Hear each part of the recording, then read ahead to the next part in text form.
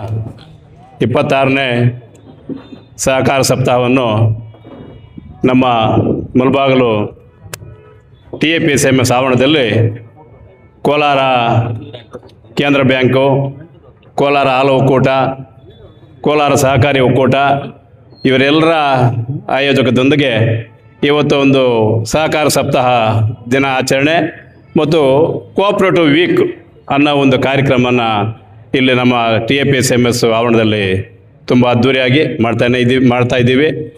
ಈ ಒಂದು ಕಾರ್ಯಕ್ರಮದ ಅಧ್ಯಕ್ಷತೆಯನ್ನು ವಹಿಸಿರ್ತಕ್ಕಂಥ ನಮ್ಮ ಕೋಲಾರ ಶಾಸಕರು, TAPSMS ಅಧ್ಯಕ್ಷರಾದಂಥ ಕೊತ್ತೂರು ಮಂಜುನಾಥ್ ಅವರೇ, ಉಪಾಧ್ಯಕ್ಷರಾದಂಥ ಸುಧಾ ಅವರೇ, ಕೋಲಾರ ಸಹಕಾರಿ ಒಕ್ಕೂಟದ ನಿರ್ದೇಶಕರಾದಂಥ ರಘುಪತಿ ರೆಡ್ಡಿ ಅವರು, ಇನ್ನೊಬ್ಬ ನಿರ್ದೇಶಕರಾದಂಥ ಲಕ್ಷ್ಮೀನಾರಾಯಣ ಅವರೇ, ಮತ್ತು ಕಾರ್ಯದರ್ಶಿಯವರಾದ ಭಾರತೀಯವರು, ಮತ್ತು ಅನೇಕ ನಮ್ಮ ಕಾರ್ಯಕಾರಿ ಮಂಡಳಿ, ನಮ್ಮ ಆಡಳಿತ ಮಂಡಳಿ, TAPSMS ಆಡಳಿತ ಮಂಡಳಿ ಮತ್ತು ನಮ್ಮ ಕಾರ್ಯಕಾರಿ ವರ್ಗ, ಅನೇಕ ಸಹಕಾರಿ ಮಿತ್ರರು ಮತ್ತು ಮಾಧ್ಯಮ ಮಿತ್ರರು, ಎಲ್ಲ ರೈತರು ಎಲ್ರಿಗೂ ನಮಸ್ಕರಿಸ್ತಾ, ಈ ಒಂದು ಕಾರ್ಯಕ್ರಮ ಕೇಂದ್ರ ಸರ್ಕಾರದಲ್ಲಿ ಕೃಷಿ ಇಲಾಖೆ ಮತ್ತು ಸಹಕಾರ ಇಲಾಖೆ ಎರಡೂ ಜಂಟಿಯಾಗಿ ಸುಮಾರು ಒಂದು 60-65 ವರ್ಷಗಳಿಂದ ಕೆಲಸ ಮಾಡ್ತಾ ಬಂದಿತ್ತು.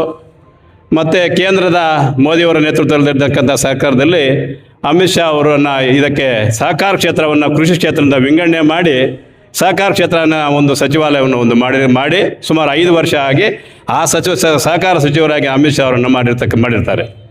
ಈ ಒಂದು 5 ವರ್ಷ ಸಂಪೂರ್ಣವಾಗಿ ಯಶಸ್ವಿ ಆಗಂಥ ಒಂದು ವಿಚಾರದಿಂದ ಇವತ್ತು ಒಂದು ಸಹಕಾರ ದಿನ, ಸಹಕಾರ ಸಪ್ತಾಹ ಒಂದು ನಾವು ಸಂತೋಷವಾಗಿ ಮಾಡುವಂಥ ಒಂದು ಕಾರ್ಯಕ್ರಮವನ್ನು ಇಲ್ಲಿ ಮಾಡ್ತಾ ಇದ್ದೀವಿ.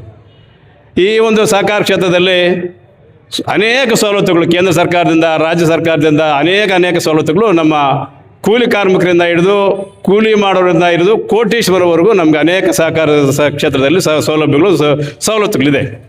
ಅನೇಕ ರಿಯಾಯಿತಿ ದರದಲ್ಲಿ ಸಿಕ್ಕಂಥ ಒಂದು ಕಾರ್ಯಕ್ರಮಗಳು ಈ ಸಹಕಾರ ಕ್ಷೇತ್ರದಲ್ಲಿದೆ. ಆದರೆ ನಾವು ನಮ್ಮ ರೈತರಾಗಲಿ, ಕೂಲಿ ಕಾರ್ಮಿಕರಾಗಲಿ ಸಹಕಾರ ಕ್ಷೇತ್ರವನ್ನು ಸರಿಯಾಗಿ ಸದ್ಬಳಕೆ ಮಾಡ್ಕೊತಾ ಇಲ್ಲ. ಅದು ಈ ಕಡೆ ಎಸ್ಪೆಷಲಿ ನಮ್ಮ ಕಡೆ ಕೋಲಾರ, ಚಿಕ್ಕಬಳ್ಳಾಪುರ, ತುಮಕೂರು ಈ ಕಡೆ ನಾವು ಸರಿಯಾಗಿ ಅದನ್ನು ಉಪಯೋಗಿಸ್ಕೊತಾ ಇಲ್ಲ. ಸರಿಯಾಗಿ ಈ ಕಡೆ ನಾವು ಸಹಕಾರ ಕ್ಷೇತ್ರದಿಂದ ಸಬ್ಸಿಡಿಗಳು ಈ ಕಡೆ ಬರ್ತಾ ಇಲ್ಲ.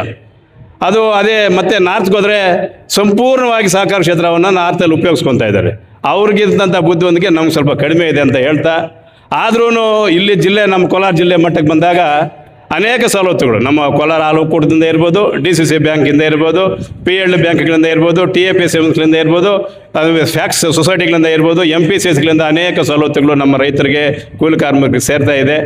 ಇನ್ನೂ ಅನೇಕ ಸವಲತ್ತುಗಳು ಬಂದಿರತಕ್ಕಂಥ ಸವಲತ್ತುಗಳು ವಾಪಸ್ ಹೋಗ್ದಿರ ನಾವು ನಮ್ಮ ರೈತರು ಉಪಯೋಗಿಸ್ಕೋಬೇಕು ಅಂತ ತಮ್ಮಲ್ಲಿ ಮನವಿ ಮಾಡ್ತಾ, ಮತ್ತು ನಮ್ಮ ಮುಳಬಾಗಿಲು TAPSMS ಬಂದಾಗ ಈ ಒಂದು TAPSMSನ ಮೊದಲ ಅಧ್ಯಕ್ಷರು ನಮ್ಮ ಮಾಜಿ ಕೇಂದ್ರ ಸಚಿವರು ದಿವಂಗತ MB ಕೃಷ್ಣಪ್ಪನವರಾಗಿರ್ತಾರೆ.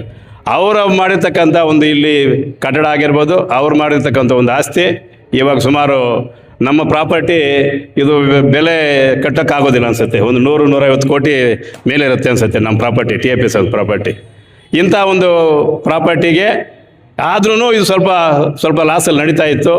ನಮ್ಮ ಕೊತ್ತೂರು ಮಂಜುನಾಥ್ ಅವರು 5 ವರ್ಷದಿಂದ ಇದರ ಚುಕ್ಕಾಣಿ ಹಿಡಿದು 5 ವರ್ಷಗಳಿಂದ ಅನೇಕ ರೀತಿಯಲ್ಲಿ ಅವರು ಈ ಒಂದು TAPSMSನ್ನು ಅಭಿವೃದ್ಧಿ ಮಾಡೋಕ್ಕೆ ಸತತವಾಗಿ ಪ್ರಯತ್ನ ಮಾಡ್ತಾ ಇದ್ದಾರೆ.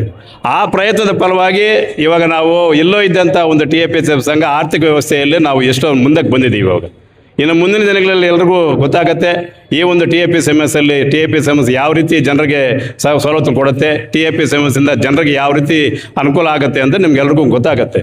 ಇದರ ಜೊತೆಗೆ ಇಲ್ಲಿ ನಮ್ಮ ರೈತರಿಗೆ ಬೇಕಾಗಿರ್ತಕ್ಕಂಥ ರೈತರಿಗೆ, ಬೀದಿ ಬದಿ ವ್ಯಾಪಾರಸ್ಥರಿಗೆ ಪ್ರತಿಯೊಬ್ಬರಿಗೂ ನಮ್ಮ TAPSMSಯಿಂದ ವ್ಯವಸಾಯಕ್ಕೆ ಬೇಕಾಗಿರ್ತಕ್ಕಂಥ ಪ್ರತಿಯೊಂದು ವಸ್ತುನೂ ನಾವು ಕೊಡಬೇಕು ಅಂತ ನಮ್ಮ ಕಮಿಟಿಯಲ್ಲಿ ತೀರ್ಮಾನ ತೊಗೊಂಡಿದ್ದೀವಿ. ಪ್ರತಿಯೊಂದು ವ್ಯವಸಾಯ ಮಾಡೋಕ್ಕೆ ಏನೇನು ಸವಲತ್ತುಗಳು ಬೇಕಾಗುತ್ತೋ ರೈತರಿಗೆ ಮತ್ತು ಬೀದಿ ಬದಿ ವ್ಯಾಪಾರಸ್ಥರಿಗೆ ಆಗಲಿ, ಇದರಿಂದ ಅವ್ರಿಗೆ ಪ್ರತಿಯೊಬ್ಬರಿಗಾಗಲಿ ವ್ಯಾಪಾರಸ್ಥರಿಗೆ ಪಿಗ್ಮಿ ಸಂಗ್ರಹಣೆ, ಪಿಗ್ಮಿ ಸಾಲ, FD ಸಂಗ್ರಹಣೆ, FD ಸಾಲ ಅನೇಕ ಈ ಒಂದು ಇದರಿಂದ ನಮ್ಮ ಇಲ್ಲೇ ಒಂದು ಬ್ಯಾಂಕನ್ನು ತೆರೆದು ನಾವು ಎಲ್ರಿಗೂ ನಾವು ಸವಲತ್ತು ಕೊಡಬೇಕು ಅಂತ ತೀರ್ಮಾನ ತಗೊಂಡು ನಮ್ಮ ಕೊತ್ತೂರು ಮಂಜುನಾಥ್ ಅವರ ನೇತೃತ್ವದಲ್ಲಿ ನಮ್ಮ TAPSMSನ್ನು ತುಂಬ ಅಭಿವೃದ್ಧಿ ಮಟ್ಟಕ್ಕೆ ಕೊಂಡೊಯ್ಯಬೇಕು ಅಂತ ತಮ್ಮೆಲ್ಲರ ಸಹಕಾರದಿಂದ ನಾವು ಮಾಡ್ತಾ ಇದ್ದೀವಿ.